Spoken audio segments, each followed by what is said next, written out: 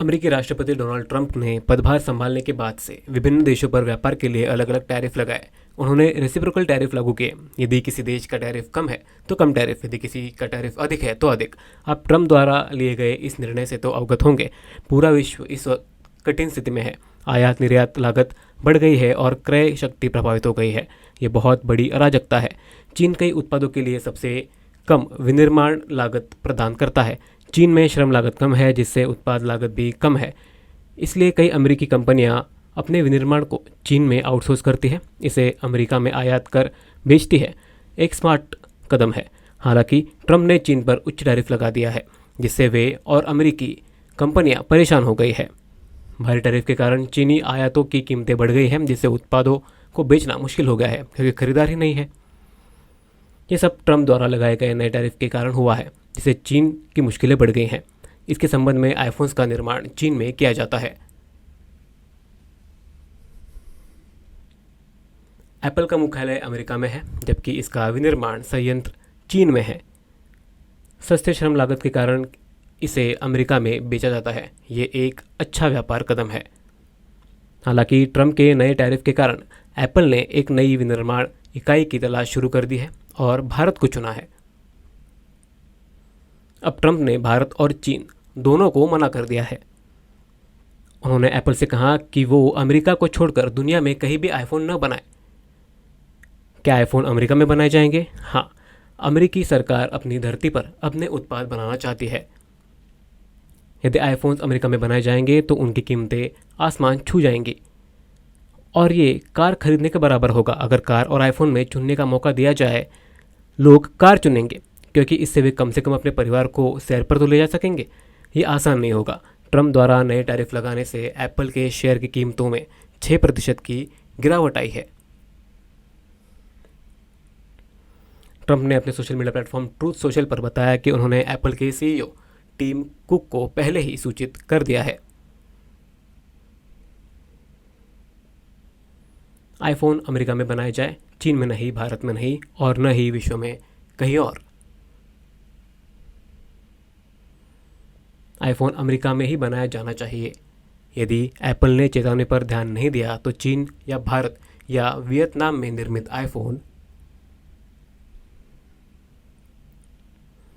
America में बेचे जाने पर इन पर 25% टैक्स लगेगा। बस एप्पल को सूचित कर दिया गया है। हालांकि टिम कुक ने कहा कि वे भारत में आईफोन बनाने की योजना जारी रखेंगे क्योंकि 25% कर के बाद भी ये सस्ता होगा। मैं कुछ गणनाएं आपको समझाता हूँ। विशेषज्ञ ट्रंप के नए टैरिफ तथा पुनर्विचार करने की उनकी अनिच्छा से असहमत है। उदाहरण के तौर पर चीन या भारत में श्रम लागत बहुत कम है।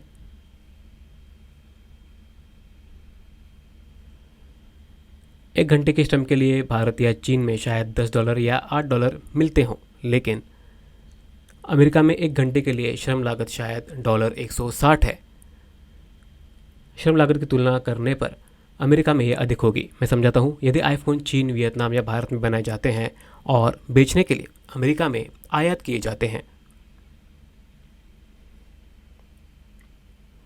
इसमें मामूली वृद्धि होती है और इसकी लागत लगभग 1 लाख होगी, जिससे अमेरिका और शेष विश्व के लोग वहन कर सकेंगे। एक आईफोन के लिए 1 लाख रुपए अच्छी कीमत है और 20,000 रुपये का कर जोड़ने के बाद भी ये किफ़ायती है।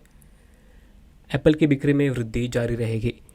यदि ट्रंप ये अनिवार्य कर दें कि आईफोन का निर्माण अमेरिका में ही किया जाना चाहिए, न कि चीन, भारत या किसी अन्य देश में, तो कुछ पार्ट्स अमेरिका में उपलब्ध नहीं होंगे।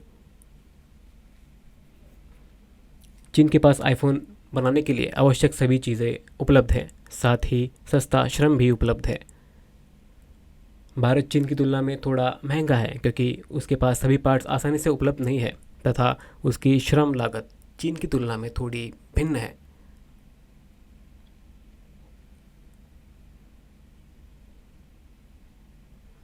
लेकिन अमेरिका में उनके पास कुछ भी नहीं है।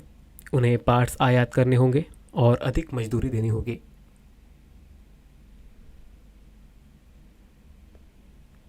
आप जानते होंगे कि अलग अलग काम के लिए मजदूरी अलग अलग होती है, लेकिन अमेरिका में अधिकांश काम के लिए समान वेतन मिलता है। चाहे ब्लू कलर जॉब हो या वाइट कलर जॉब, वेतन समान होते हैं। ये बहुत महंगा होगा अगर आईफोन्स अमेरिका में बनते। इसे $3,500 या 3 लाख रुपए में बेचा जाएगा, इतनी ज़्यादा कीमत होगी। पहले मैंने आपसे कहा था कि कार खरीदना बेहतर होगा, आप क्या चुनेंगे वही। टिम कुक ने आईफोन पर 25% कर लगाने की चेतावनी स्वीकार कर ली है। 25% टैरिफ फिर भी सस्ता होगा। मैं बताता हूँ, जब आईफोन बनकर अमेरिका में आयात होंगे तो 25% कर लगाया जाएगा। यदि लागत 1 लाख है तो कर सहित बढ़कर 1.25 लाख होगी। 1/4 वृद्धि से मूल्य अभी भी बेहतर है, अन्यथा ये 3 लाख का हो जाएगा। इसलिए करों का भुगतान करना बेहतर विकल्प है। अमेरिकी विशेषज्ञों का मानना है कि ट्रंप की कठोर नीतियों से विश्व व्यापार पर बहुत अधिक प्रभाव पड़ेगा। ट्रंप के व्यापार नियमों से संबंधित अमेरिकी उपराष्ट्रपति JD वैंस ने कुछ ऐसा साझा किया जो दिल दहला देने वाला लगता है। आने वाले वर्षों में संभवतः अमेरिका एकमात्र महाशक्ति नहीं रहेगा। रूस, चीन और अन्य देश सभी क्षेत्रों में कौशल बढ़ा रहे हैं और अमेरिका को हरा सकते हैं। एक संभावित परिदृश्य है। इस वजह से ट्रंप अमेरिका में व्यापार को वापस लाने के लिए नीतियों में बदलाव कर रहे हैं। हालांकि ये बात समझ में आती है, लेकिन बहुत कम लोग इतने महंगे उत्पाद खरीद पाते हैं जिससे बिक्री में गिरावट होगी और अमेरिकी अर्थव्यवस्था पर नकारात्मक प्रभाव पड़ सकता है। इस अवधारणा को अमेरिकी समझने में विफल है। ये आसान नहीं होने वाला, लेकिन उनका रुख अड़िग है। भारत को निर्यात किए जा रहे आईफोन के बारे में क्या? भारत पहले से ही अमेरिका में निर्मित आईफोन पर 16% सीमा शुल्क लगाता है। हालांकि राष्ट्रपति ट्रंप और PM मोदी के बीच विचार विमर्श में ये बात सामने आई है कि करों पर फिर से बातचीत की जाएगी। ये बहुत अच्छी बात है कि अमेरिका और भारत दोनों विकसित होंगे। देखते हैं भविष्य में क्या होता है।